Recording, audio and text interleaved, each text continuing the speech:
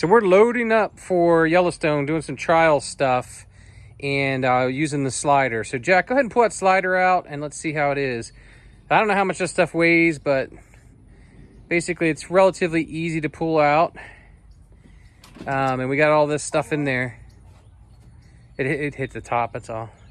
Those chairs are just a little tall, but so we got all of our stuff in there, easy to get to. We've got cooler, we've got food, we've got cooking supplies, we've got waders for fishing, we've got portable toilet, tent, cots, chairs.